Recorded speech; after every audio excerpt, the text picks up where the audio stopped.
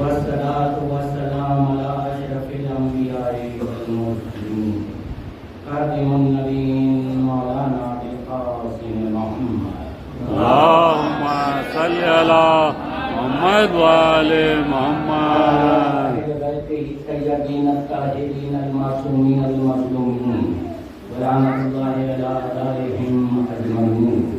أما بعد فقد قال الله تبارك وتعالى في كتابه الحكيم بسم الله الرحمن الرحيم قل لا أسألكم عليه أجرا إلا المودة في القربى.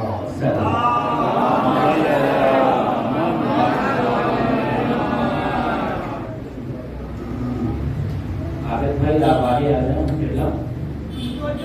جی ہم لوگ اور بڑے حضرات اگر آگے آ جائیں تو یہ نماز مودت ہے حضور ہمت افزائی ہوگی.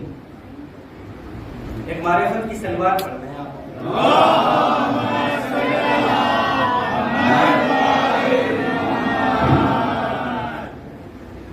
ایک اور سلوات پڑھتے ہیں. اللهم صل على محمد وآل محمد. عزیزان محترم، یوں تو کسی بھی مومن کی قبر موت ملتی ہے تو افسوس بھی ہوتا ہے، غم ہوتا ہے، لیکن جب کسی ایسے کی موت کی قبر ملے کہ جو ملاقاتی رہا، خلوص کا رشتہ رہا اس کے ساتھ، تو غم شدید ہو جاتا ہے. یہاں اس کے مرحوم کے احباب موجود ہیں، یقیناً ان کے گھر والوں کی جانب سے یہ مجلس رکھی گئی ہے. ان کے دوست موجود ہیں. دوستوں میں خاص طور پر ذاکر اہل بیت محسن کمال صاحب ہیں، شاعر اہل بیت اجمل ہیں. غور کریں آپ نے میں نے یہ تعارف کیوں دیا ہے. یہ ثبوت ہے اس بات کا کہ مرحوم کو ذکر اہل بیت سے محبت تھی، اور یہی وہ ذکر ہے جس پر ہماری نجات کا دار و مدار ہے. عزیزان محترم، یقیناً موت پر غم تو ہوتا ہے، لیکن ہم شیعان حیدر کرار موت کا غم نہیں مناتے. ہمارے یہاں موت پر غم نہیں ہوتا، بلکہ مرحوم کے بچھڑ جانے کا غم ہوتا ہے، جدائی کا غم ہوتا ہے، یا پھر اس بات کا غم ہوتا ہے کہ مرحوم کے ساتھ ہم نے کچھ کیا نہیں، یا اس بات کا غم ہوتا ہے کہ مرحوم کے کچھ ارمان تھے، خواہشات تھی، رہ گئیں. موت کا غم نہیں ہوتا. کیوں نہیں ہوتا؟ اس کا سبب یہ ہے کہ موت علی سے ملاقات کا ذریعہ ہے. سبحان اللہ، سبحان اللہ.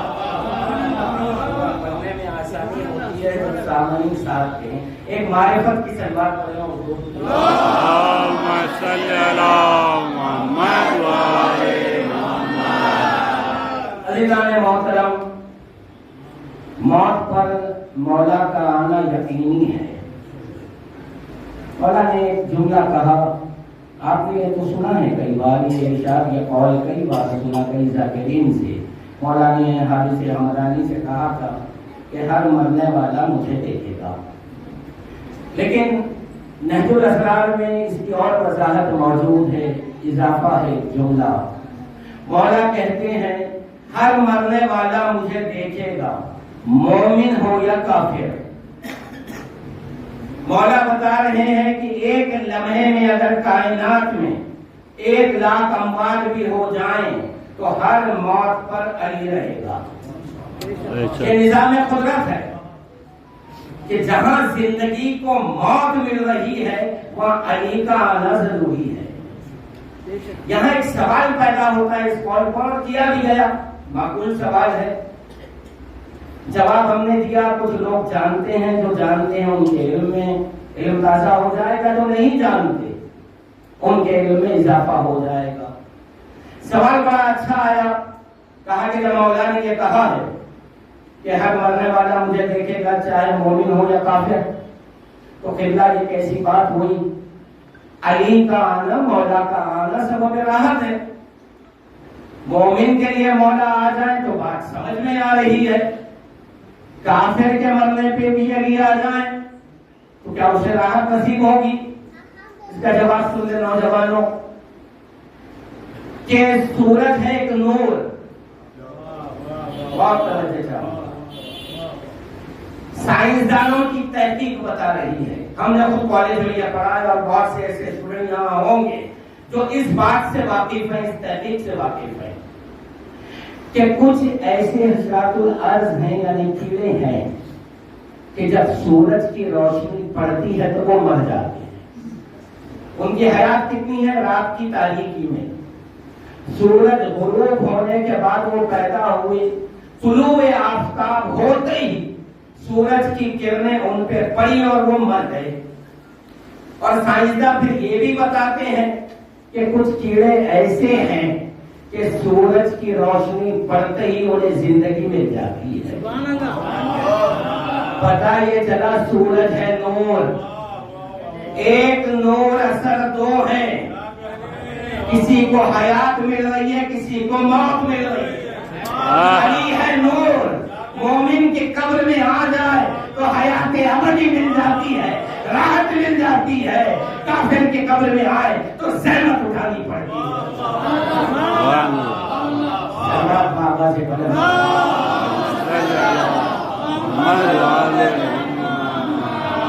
عزیزان محترم، مولا نعرہ حیدری، نعرہ صفدری، نعرہ خیبری، نعرہ پنجتنی، نعرہ سلوات. اللہم صلی علی محمد وآل محمد.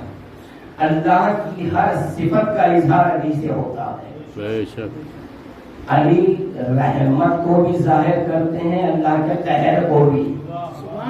کافر کی قبر میں آتے ہیں تو قہر بن کر آتے ہیں، مومن کے پاس آتے ہیں تو رحمت بن کر آتے ہیں. حضور ایک واقعہ جو آپ نے کئی بار سنا ہے، سبھی واقف ہیں کہ مولا نے امام حسن سے ایک وصیت کی تھی.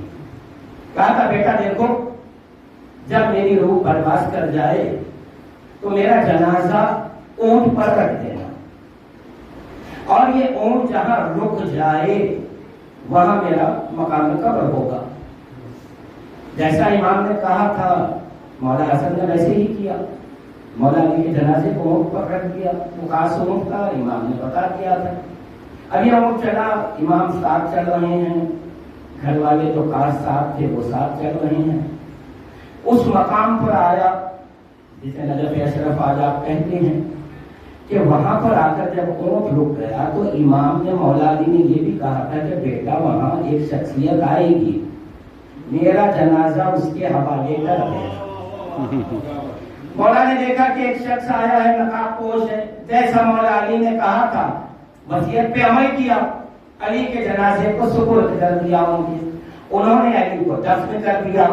اب امام حسن پیچھے ہٹے 4 قدم اور اس کے بعد کہا کہ میں وقت کا ولی الامر ہوں، آپ کو حکم دیتا ہوں نقاب الٹ کر اپنا تعارف دیجیے. جیسے ہی نقاب الٹا تو کیا دیکھا کہ علی خود آئے ہیں. یہ واقعہ تو آپ جانتے ہیں، سنے ہوئے ہیں. میرے ذہن میں ایک سوال آیا، علی آئے کیوں؟ اگر یہ اہتمام معصوم کے لیے ہے، آداب عصمت ہے، تو ہر معصوم اپنے جنازے کو دفن کرنے خود آنا چاہیے تھا. مگر ایسا کسی کا واقعہ نہیں ہے سوائے مولا علی کے. تو مجھے بات یاد آ گئی مولا کی. کہا تھا حارث حمدانی سے، اے حارث، ہر مرنے والا مجھے دیکھے گا. علی آ کر بتا رہے ہیں علی بھی مر جائے تو علی کو دیکھے گا. حساب قدرت کبھی بدلے گا نہیں. ایک سلوات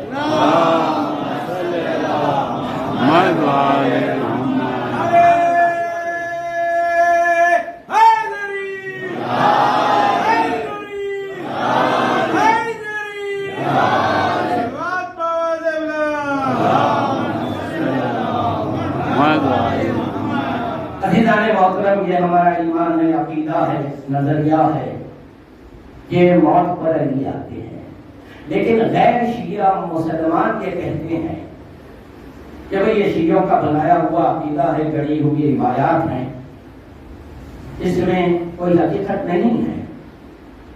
और ऐसी कुछ बातें जब गैर शिया मुसलमान जो पढ़े लिखे होते हैं, पहले तो होते नहीं हो, तो उनमें जो होते हैं उनकी बातें सुनकर कभी कभी हमारे कुछ लोगों में भी शुबहात पैदा हो जाती है। तो यह सवाल बनकर हमारे अपने ही लोगों ने किया हमसे, ये वाकया है लखनऊ का, कि ये जो रिवायत है अली आते हैं कब्र में, ये कहाँ तक दुरुस्त है। हमने कहा भाई बहुत सी रिवायात है, बड़े बड़े उलमा ने पढ़ा है, इसमें शुबे की क्या बात है। कहा कि नहीं, गैर तो ये कहते हैं ऐसी कोई रिवायत नहीं है। तो हमें मौला का बताया हुआ एक उसूल याद आ गया। मौला कहते हैं कि जब हमारे हक में कलाम करो तो कुरान से एक या दो गवाह ले लो। अभी गौर नहीं किया आपने, मौला ये कह रहे हैं हमारे हक में अगर बात करना हो तो कुरान से एक या दो गवाह, मतलब ये एक या दो आयत ले लो। ये कहकर मौला ये बता रहे हैं कि अली की कोई बात ऐसी है ही नहीं जिसका जिक्र कुरान में मौजूद है। अब इसी उसूल पर हमने कुरान को ढूंढा कि कहीं इसका जवाब मिल जाए कि मौत पर अली आते हैं।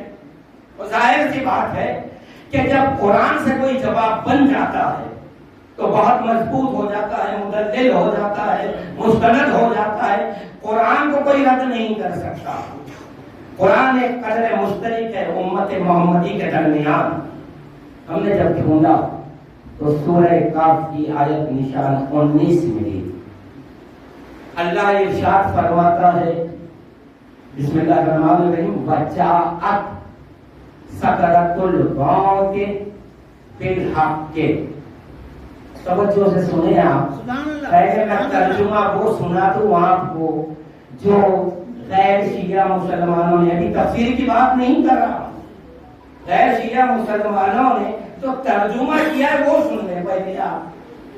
जिसमें एक मिसाल के तौर पे अशरफ अली थानवी बहुत बड़े मुफस्सिर हैं, ये बहुत बड़े मुतर्जिम हैं, कुरान के आलिम हैं। उनका तर्जुमा आप जाएं पढ़ने, आयत सामने मौजूद है। तर्जुमे में उन्होंने क्या किया खुद देख लें आप। आयत कह रही है वजाअत सकरत मौत बिल हक़, उन्होंने तर्जुमा किया, सुने आप। और इंसान के करीब मौत की सख्ती आने वाली है।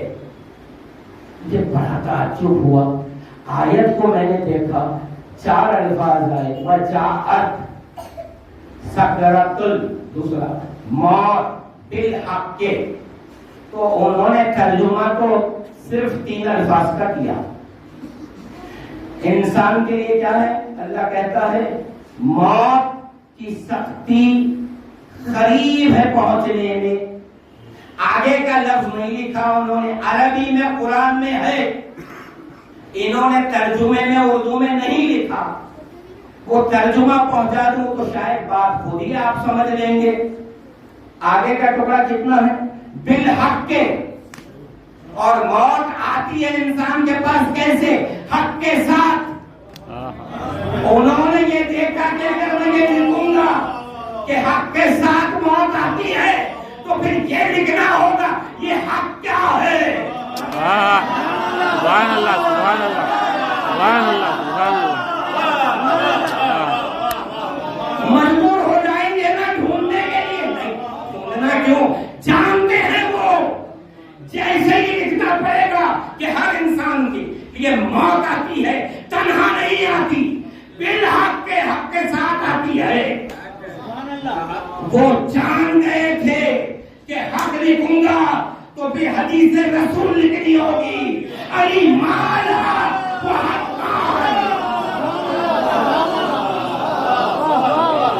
मारिफत की खिदमत होगी। अल्लाह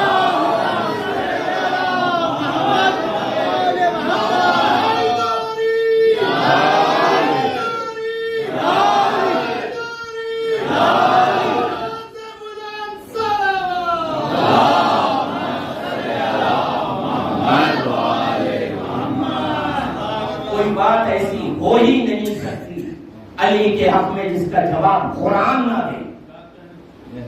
اسی پر ایک بات یاد آ گئی، سنا کہ آگے بڑھوں کہ بہت پہلے ایک بہت بڑے عالم دین نے ہم شیعوں پہ اعتراض کیا تھا، بڑا اچھا اعتراض تھا۔ اگر اعتراض علمی ہو تو جواب دینے دل بھی چاہتا ہے، جاہلانہ اعتراضات کے جوابات علی والے نہیں دیتے، علی والے ایک معیار رکھتے ہیں کہ کم از کم آؤ تو کچھ معیار نہیں۔ خلافتوں پہ کیا بات کریں، علی وہ ہے جسے انسان نے اللہ مانا ہے، خلافت کیا اہمیت رکھتی ہے۔ تو جب علی کے سامنے آؤ، علی کے خلاف آؤ تو کوئی معیار لے کر آؤ سوال کا۔ ایک اعتراض آیا تھا بہت پہلے، کہا کہ دیکھو شیعہ یہ بیان کرتے ہیں کہ علی نے تلوار چلائی، مذہب دو ٹکڑے ہو گیا، پھر تلوار آگے چلی، گھوڑا کٹ گیا، پھر اس کے بعد تلوار زمین تک آئی تو جبرائیل نے اپنے پر بچھا دیے، علی نے تلوار روک دی۔ واقعہ کتنا مشہور ہے، لیکن دیکھیں آپ کیا نقطہ لے کر آئے ہیں۔ کہا کہ شیعہ یہ بیان کر کے علی کی عظمت کو مجروح کرتے ہیں۔ کہا کہ دیکھو بھائی، علی نے مذہب کا قتل کیا ٹھیک ہے، لیکن یہ کیا بات کہ گھوڑے کو بھی کاٹ دیا، علی وہ ہے۔ ایک واقعہ بھی سنا دیا انہوں نے کہ علی ایک مرتبہ گزر رہے تھے ایک مقام سے، دیکھا کہ ایک گھر کے باہر ایک گھوڑا بندھا ہوا ہے، وہ زبان بے زبانی میں اس نے علی سے شکایت کی۔ علی نے مالی کے مکان کو بلایا اور کہا کہ دیکھ تیرا یہ جانور یہ گھوڑا 2 دن سے بھوکا ہے، اسے کھانا کیوں نہیں کھلایا۔ یہ واقعہ سنا کر وہ یہ کہتے ہیں کہ علی ایک عادل شخصیت کا نام ہے، لیکن علی سے یہ بے قصور گھوڑا کیسے قتل ہو گیا؟ بھائی مرب آیا تھا مقابلے پر، علی کو چاہیے تھا مرب کا قتل کرتے، یہ بے گناہ گھوڑے کو کیوں مارا؟ میں نے فوراً قرآن کو دیکھا، میں نے کہا ابراہا ہاتھیوں پہ لشکر لایا تھا،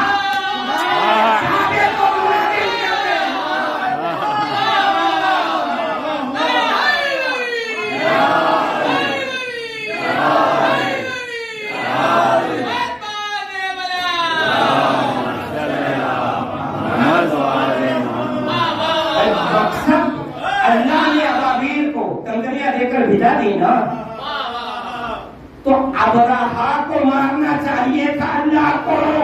میں پوچھوں اے اللہ، جن ہاتھیوں پہ ابراہا کا لشکر آیا انہیں کیوں مار دیا؟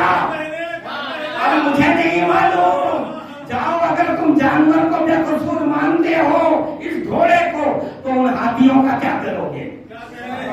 ابھی بات نہیں پہنچی، ارے سمجھو مزاج علی مزاج الہی ہے۔ سبحان اللہ۔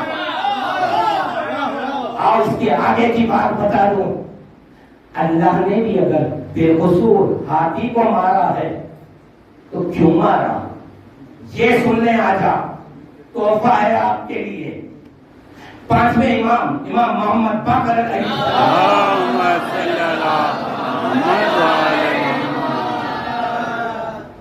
فروع شافعی باب صلاۃ آخری صفحے پر آخری حدیث 5ویں امام سے سوال ہوا، مولا یہ ہفتے میں 7 دن ہے، احادیث اثنین، ثلاثہ، ربع، خامس، یہ نام ہے، لیکن اس دن کا نام جمعہ کیوں ہے؟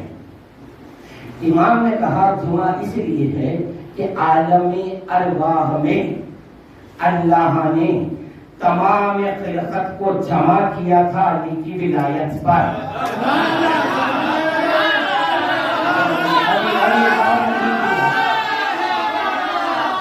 انسانوں کو نہیں، بات امام انسانوں کی نہیں کر رہے ہیں، تمام خلقت، یعنی اگر پتھروں کی قوم ہے تو موجود، مٹیوں کی قوم ہے تو موجود، پانی کی اقسام ہے نا، سمندر موجود، پیڑ پودے موجود، انسان موجود، جانور موجود، پرندے باشندے موجود. اب امام کہتے ہیں سب سے اقرار ولایت امیر المومنین کیا جنہوں نے کیا وہ حق پر. اب جنہوں نے نہیں کیا وہ جانور بھی دشمن کے ساتھ آئے گا. سبحان اللہ سبحان اللہ سبحان اللہ صلی اللہ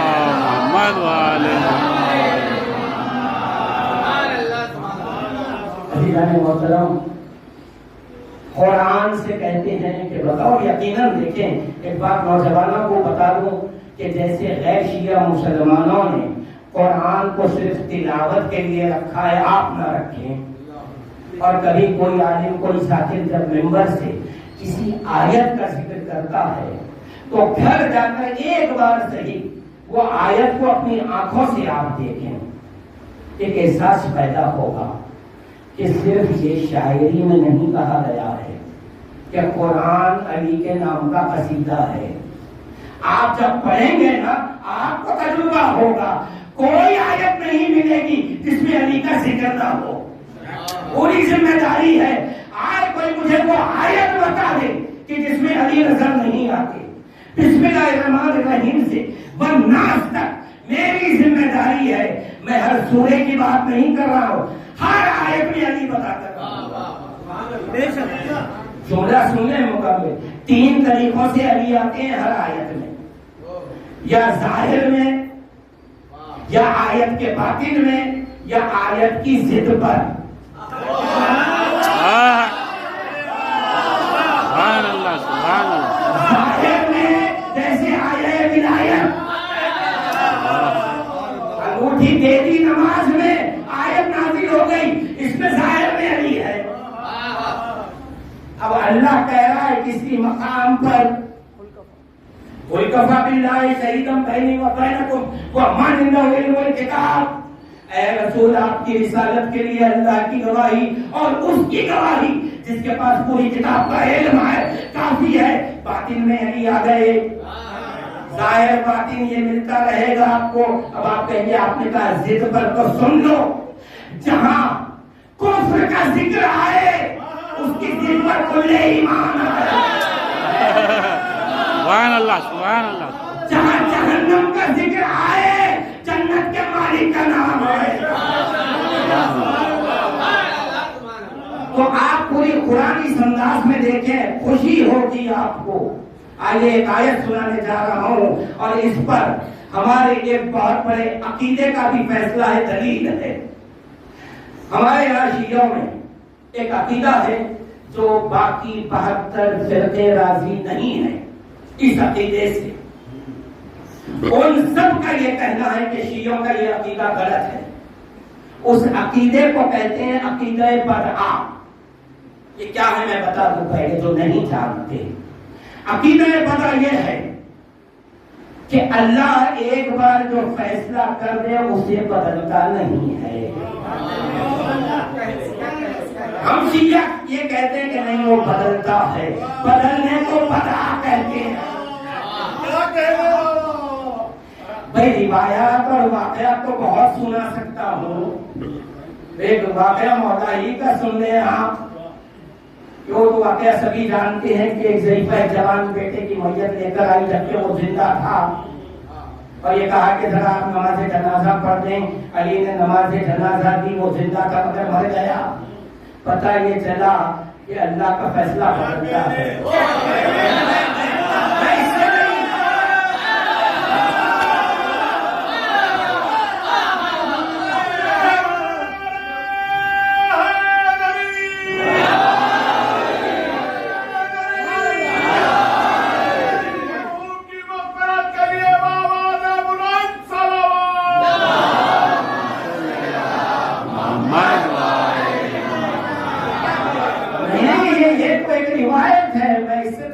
قرآن سے بھی دلیل قائم کروں گا. کیا کہا ان لوگوں نے؟ یہ عقیدہ بدعہ کہ اللہ کا فیصلہ بدلتا ہے. نہیں, اللہ کبھی فیصلہ نہیں بدلتا. آئیے قرآن سے دلیل دے رہا ہوں. ایسی آیت سناؤں گا کہ اگر اس آیت میں بدعہ ثابت نہیں ہوا تو غیر مسلمان، اب غیر شیعہ مسلمان نہیں، غیر مسلمان انسانوں کو، چاہے وہ ہندو ہوں، یہودی ہوں، عیسائی ہوں، دہریے ہوں، کسی کو پوری امت مسلمہ مل کر جواب نہیں دے سکے گی، قرآن کی عزت نہیں بچا سکے گی۔ اتنا بڑا چیلنج ہے۔ آیت ہے سورہ رعد کی، اللہ کہتا ہے یمحو اللہ ما یشاء ویثبت، اللہ وہ ہے کہ وہ جب چاہتا ہے کسی کا مقدر مٹا دیتا ہے، کسی کا لکھ دیتا ہے۔ اب اگر غیر مسلمان، بہت توجہ، غیر مسلمان مسلمانوں سے یہ سوال کریں یہ قرآن اللہ کا کلام ہے، آپ کا ایمان ہے، ذرا یہ بتاؤ آپ کا اللہ خود یہ کہتا ہے کبھی وہ کوئی فیصلہ کرتا ہے پھر خود ہی اسے بدل دیتا ہے؟ تو کیا پہلا فیصلہ ناقص تھا، کمزور تھا؟ کیونکہ فیصلہ اسی وقت بدلا جاتا ہے کہ پہلا ناقص ہو یا کمزور ہو۔ ارے آپ کا اللہ کیسا ہے؟ آپ کہتے ہیں سمجھ ہے، قادر مطلق ہے، علیم ہے۔ جب علیم ہے تو اس سے یہ کیسے غلطی ہو رہی ہے کہ پہلے کمزور فیصلے کرتا ہے پھر دوبارہ اچھا فیصلہ کرتا ہے؟ اس آیت کی عزت بچا لے ذرا مسلمان مل کر، آل نبی کو، علی کو درمیان سے ہٹا دو، جاؤ قیامت تک اس آیت کی عزت نہیں بچا سکو گے تم۔ آؤ، کتنی آسانی سے امام نے یہ مسئلہ حل کیا ہے۔ آیت کہہ رہی ہے اور بات ان کی صحیح ہے، بالکل درست ہے کہ بھائی اگر ایک فیصلہ کوئی کرے اسی وقت بدلے گا نا کہ جب یہ کمزور ہے، بہتر کے لیے کرے گا، برتر کے لیے کرے گا۔ اللہ اپنے فیصلے کیوں بدل رہا ہے؟ اس آیت میں موجود ہے کہ وہ بدلتا ہے، کبھی لکھ دیتا ہے، کبھی مٹا دیتا ہے۔ امام جعفر الصادق علیہ السلام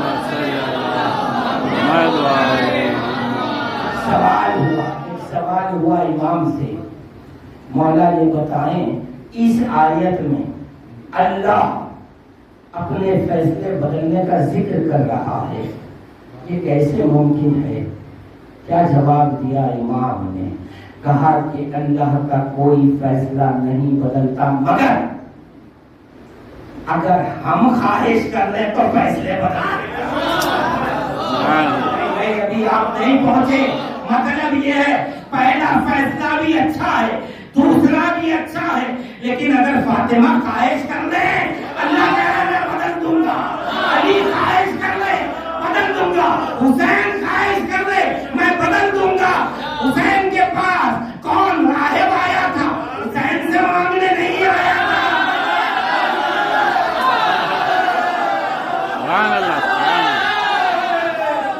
لوگ کہتے ہیں راہب کے واقعے کو ضعیف مانتے ہیں، ارے قرآن سے دلیل لے لو اس آیت سے۔ اور راہب کے واقعے کا ایک اور راز آپ پر میں آشکار کر دوں۔ کہا کہ بہت ضعیف کتاب میں ہے، میں کہتا ہوں ضعیف نہیں، کل کی کسی کتاب میں واقعہ لکھا ہوا، دیکھو قرآن کے مطابق ہے یا نہیں ہے۔ یہ اصول تو تم بھی مانتے ہو، رسول نے دیا ہے کہ کوئی روایت ہو اگر قرآن کے مطابقت میں ہو تو مان لو، قرآن کے خلاف جائے تو دیوار پہ مار دو۔ آؤ ذرا جب حسین نے راہب کو بیٹے دیے ہیں یہ راز کیا ہے وہ سن لیں آپ، حیرت ہوگی آپ کو کہ عیسیٰ علیہ السلام اپنے دور میں، کب کا دور ہے؟ 500 سال پہلے ہوا کیا تھا؟ عیسیٰ نے اپنی امت سے کہا، اور یہ آیت آج انجیل میں موجود ہے، میں وہ آیت نہیں سنا رہا ہوں بائبل کی انجیل کی جو 2000 سال پہلے تھی، اب نہیں ہے، آج کی انجیل میں یہ آیت موجود ہے۔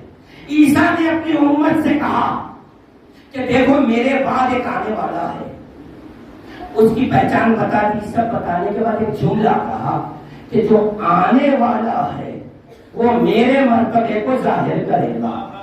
بہت توجہ، اب عیسائیوں کا کام ہے نا کہ ذرا دیکھیں کہ کون آ کر عیسیٰ کی عزت بچایا ہے، اس مذہب کو مان لیتے، کیونکہ جب قرآن نازل ہوا رسول रसूल पर, तो तब उसमें एहतराम ईसा साबित हो गया।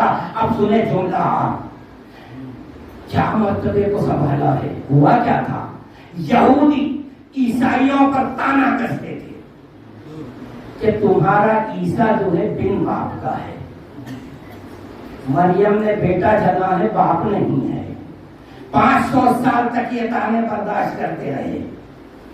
अब जब इस्लाम आ गया तो जरूरी था जो ईसा ने कहा था कि आने वाला मेरे इज्जत को, मेरे एहतराम को साबित करेगा। या रसूल अल्लाह, आपने क्यों नहीं किया। कहेंगे कि मेरा नाम रहमतुल आलमीन है, मेरी रहमत के इजहार का नाम हुसैन है। सुने आप कैसे एहतराम ईसा साबित होता है, ये सुन ले। जो रसूल के पास आया था वो यहूदी था, राहिब नाम नहीं था, ये तो आप जानते हैं। राहिब एक ओहदे का नाम है जो कभी शादी नहीं करते, क्योंकि यहूदियों में जो रबाब होते हैं, जो उनके मौलवी होते हैं, उन्हें शादी करने की इजाजत नहीं है। ऐसे ईसाइयों में है जो फादर बन जाए वो शादी नहीं कर सकता। राहिब उसी ओहदे को कहते हैं। वो आया था और उसने कहा, या रसूल अल्लाह, मेरे मजहब में शादी की इजाजत नहीं है और मेरी बहुत बड़ी जायदाद है, बहुत दौलत है।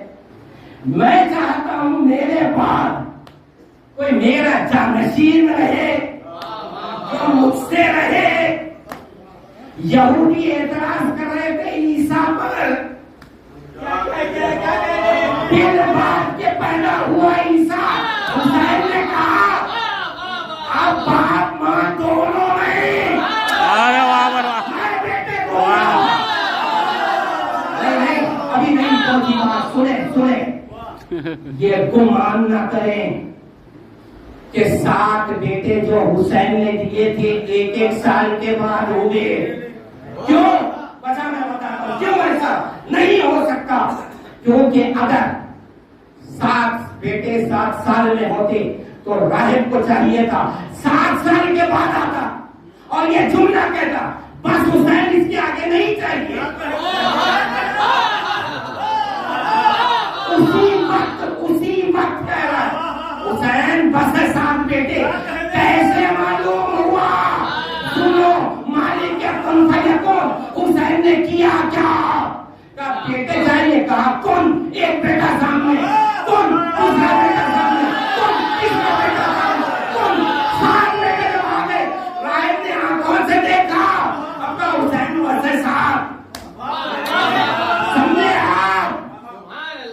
कहा तू यहूदी है ना, आज के बाद ईसा को कुछ नहीं कहना।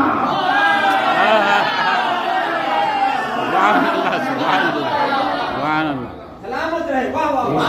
हमारे सबकी सलामत।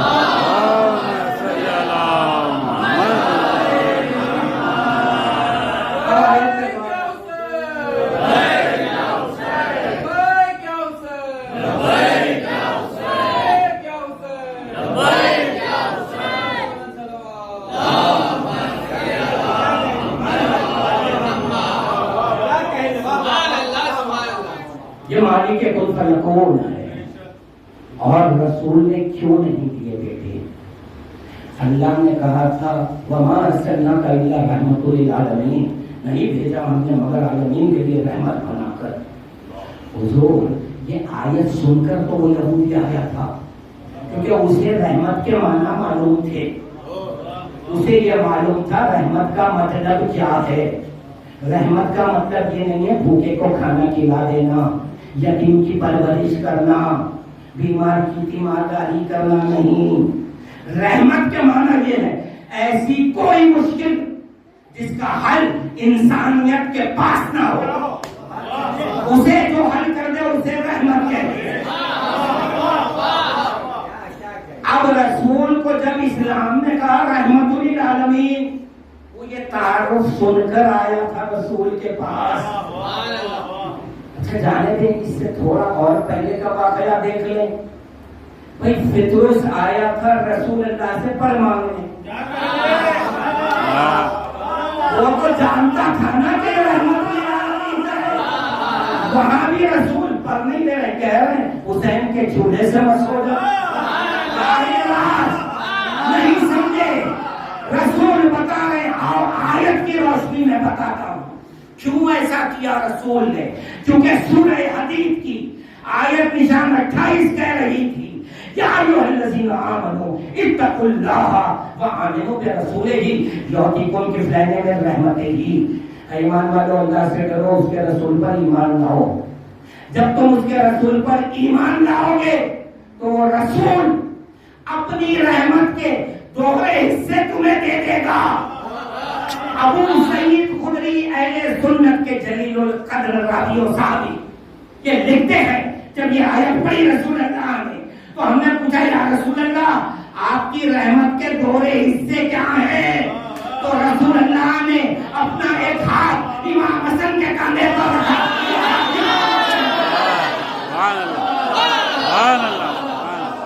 یہ ہے تو فکر ہوتا ہے تو رسول یہ بتا رہے ہیں رحمت للعالمین میں ہوں، میری رحمت کے مظاہرے کا نام حسین ہے۔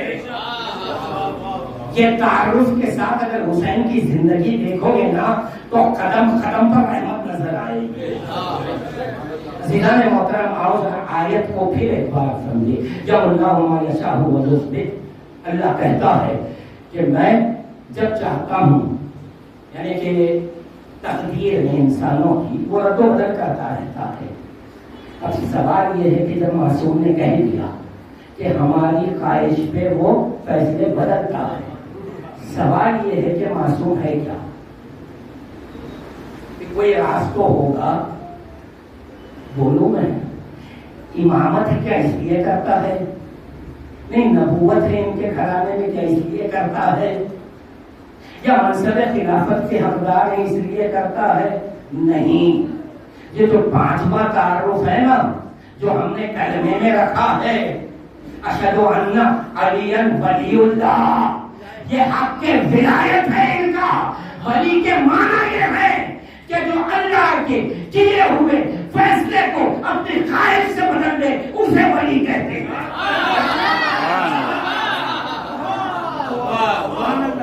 یہی ولایت ہے کہ جو یہ حق رکھتی ہے، اختیار رکھتی ہے کہ اللہ نے اگر کوئی نظام بنایا ہے، بہت توجہ اختتام کی منزلوں میں ہو، جو نظام اللہ نے بنایا ہے ولی وہ ہیں کہ جو اپنی خواہش سے اس نظام کو بدل دیتے ہیں۔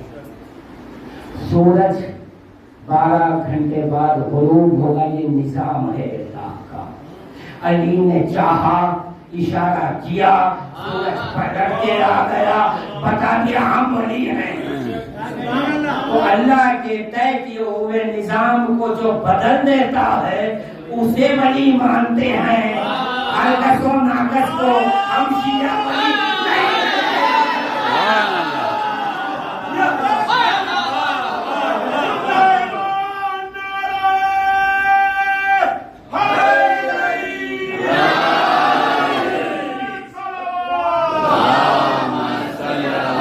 ہم ولی اسے مانتے ہیں جو نماز میں رہ کر انگوٹھی زکات میں دے کے نماز بھی باقی رہے، اسے ولی مانتے ہیں۔ اور ولایت کا دعویٰ کرنے والوں سے ایک سوال، تم ایسے ولی کو لا لو جو نماز پڑھتے وقت زکات دے اور لکھ دو اس کی نماز باقی ہے، نہیں؟ اور ایک مردے کو لاتے زندہ کر کے بتا دو، پتا چلا کہ 14 کے علاوہ 15 کو ولی ماننا مخالفت قرآن ہے۔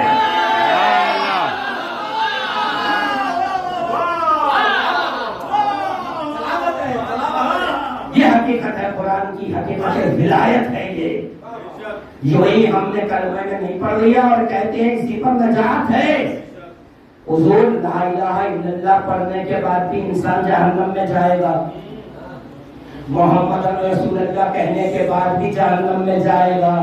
میں نہیں کہہ رہا ہوں، 73 فرقوں کی کتابیں کہہ رہی ہیں، حدیث مشہور ہے، رسول کہتے ہیں میری امت میں 73 فرقے ہوں گے، سب کے سب جہنمی سوائے ایک فرقے کے۔ کیا کہا رسول نے؟ میری امت۔ پتہ یہ چلا رسول کی امت وہی کہلاتی ہے جو لا الہ الا اللہ محمد رسول اللہ پڑھے۔ سوال یہ ہے کہ پھر وہ فرقہ کون سا ہے؟ یہ تو سبھی پڑھ رہے ہیں۔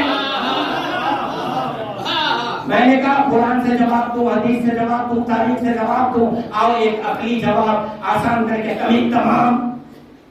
بھئی 73 میں ایک ناجی ڈھونڈنا ہے، 3 پہچان دے رہا ہوں آپ کو آسان۔ بھئی بعد رسول پہلا جانشین کون؟ ہم نے کہا علی ابن ابی طالب۔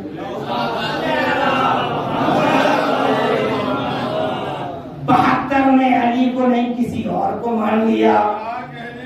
پتہ یہ چلا اس نظریے میں 72 ہے۔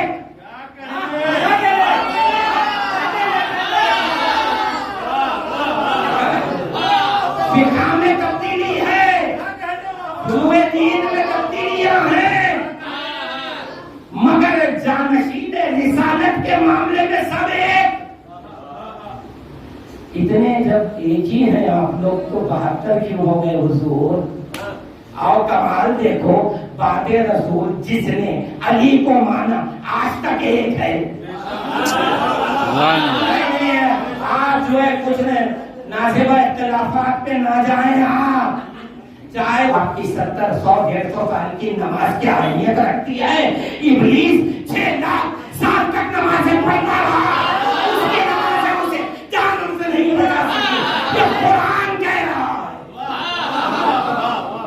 روزے نہیں بچا سکتے، 300 سال تک آدم کے روزے آدم کی معافی نہیں دلا سکے،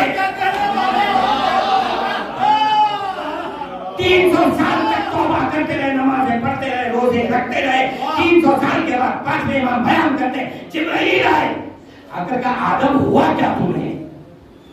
انہوں نے کہا کیا بات ہو گئی؟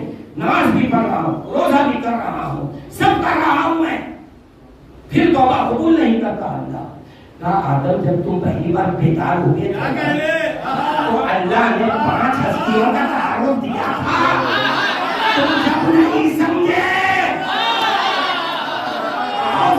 ان کا وسیلہ دو، کسی کا پنجتن کا واسطہ، اللہ نے معافی قبول کر لی۔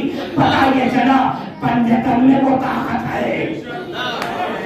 اور آسان کر کے بات ختم کر رہا ہوں، نماز کو اگر پہچان بنا لے نجات کی تو 73 کہیں گے نماز ہمارے پاس بھی، نماز ہمارے پاس بھی، نماز ہمارے پاس بھی، روزے سب کے پاس، رمضان کی عید سب کے پاس، بقری عید سب کے پاس، حج کرنے سب مل کر جا رہے ہیں، لیکن جب حج سے نکل کر ایک فرقہ یا حسین کہتا ہے تو پتہ یہ چلا عزم قرآن ماتم تو صحیح ہے، 72 نہیں کرتے۔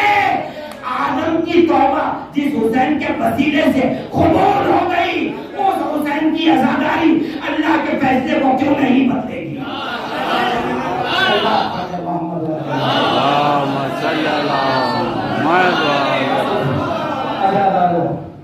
کربلا اسی سبب ہوئی ہے۔ لوگ کہتے ہیں کربلا میں حسین نے نماز بچا لی، کوئی یہ کہتا ہے شریعت بچا لی، کوئی کچھ کہتا ہے۔ ہم یہ مانتے بھی ہیں، حقیقت بھی ہے کہ یہ جو صلح عظیم ہے، کربلا کا معرکہ ہے، اس نے ولایت علی بچائی ہے۔ جملہ کہنے جا رہا ہوں، بہت جگہ پڑھا ہے میں نے، آپ تک بھی یہ پہنچا رہا ہوں، آسان کر کے قرآن کے لہجے میں پہنچا رہا ہوں۔ قرآن میں ایک واقعہ آپ سب جانتے ہیں، اللہ یہ کہتا ہے کہ نوح کی کشتی میں انسانوں کے بھی جوڑے تھے، جانوروں کے بھی جوڑے تھے، کچھ قیمتی سامان بھی تھا، خود نوح بھی آ گئے تھے۔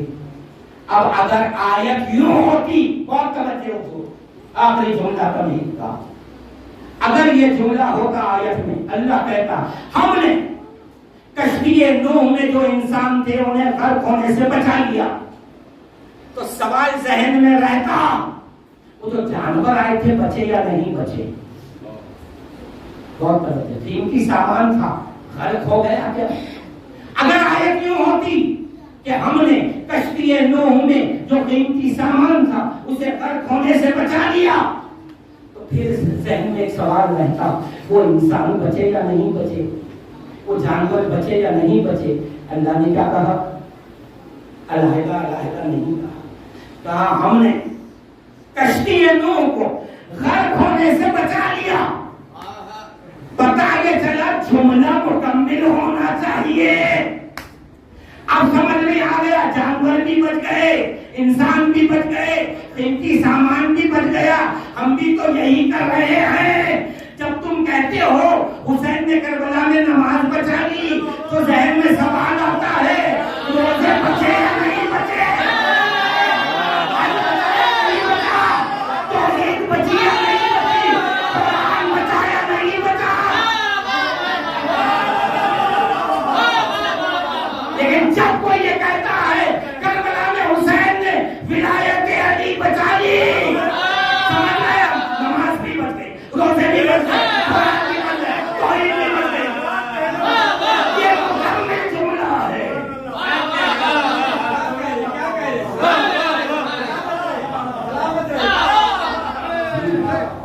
مکمل بات کیا کرو۔ اگر کہو گے کہ حسین نے نماز بچا لی، سوچنا پڑے گا کہ قرآن بچا یا نہیں بچا، لیکن جب کہیں گے ولایت علی بچا لی، اتنا مکمل جملہ ہے ولایت کہ ولایت کہتے ہی اس کے دامن میں نماز بھی آ گئی، روزے بھی آ گئے، عقیدہ توحید بھی آ گیا، عظمت رسالت بھی آ گئی۔ اور یہی ولایت تھی جسے بچانے کے لیے 72 میں تو قربانیاں دی حضور۔ لیکن ابھی مرحوم کے اشعار پڑھے محسن کمال نے، اس میں ایک شعر تھا کہ دو کا ذکر ایک ساتھ آیا۔ ہاں، عزاداروں کربلا میں دو ہستیاں ایسی نظر آئیں کہ ایک کا نام لو دوسرا دل میں یاد آ جاتا ہے، ایک کا ذکر کرو دوسرے کی یاد خود بخود آتی ہے۔ وہ نام ہے عباس اور سکینہ۔ جب سنتے ہیں کہ سکینہ بیوی کو تماچے لگائے ہیں تو عباس یاد آتے ہیں۔ جب عباس کا ذکر ہوتا ہے تو سکینہ یاد آتی ہے۔ یہی وجہ تھی کہ جناب عباس جب کہنے سے رخصت ہو کر چلے، روایت بیان کرتی ہے کہ 42 بچے، کم سن بچے، ہاتھوں میں خالی پوزے کیے درے پیما پر کھڑے ہو گئے۔ سکینہ ان سب کے آگے تھی، کیا کیا سکینہ نے؟ جب جناب عباس گھوڑے پر سوار ہو گئے، دامن کو پکڑا، جناب عباس نے دیکھا، کہا شہزادی کیوں آئی ہو؟ کہا کہ چچا جان آپ پانی لانے جا رہے ہیں، میں نے بچوں کو بتا دیا ہے میرا چچا باہر جا رہا ہے، تمہیں پانی ملے گا۔ چچا میں ایک وعدہ کرتی ہوں، اللہ اکبر، عظمت کردار پر سکینہ دے، ہزاروں سلام، 4 سال کی بچی ہے، کیا کہہ رہی ہے؟ چچا میں وعدہ کرتی ہوں جب پانی آئے گا نا پہلے میں پانی نہیں پیوں، جب تک میرے چھوٹے بھائی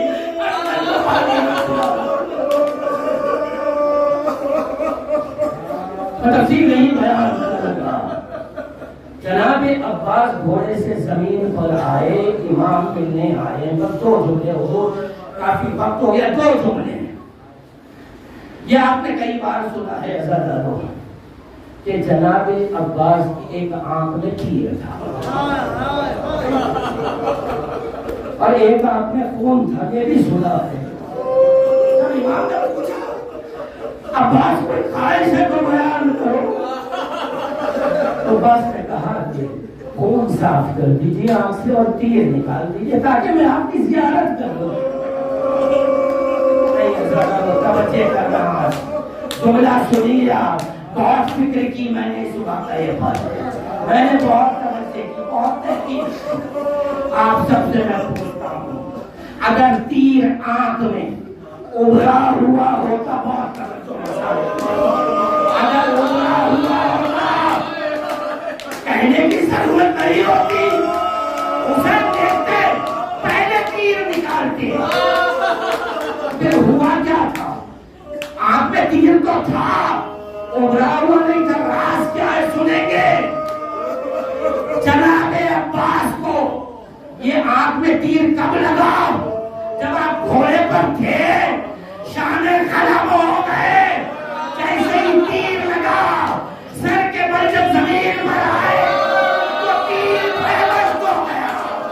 آنکھ میں تیر دبتا رہ گیا. کہاں تھا یہ تیر نکلا.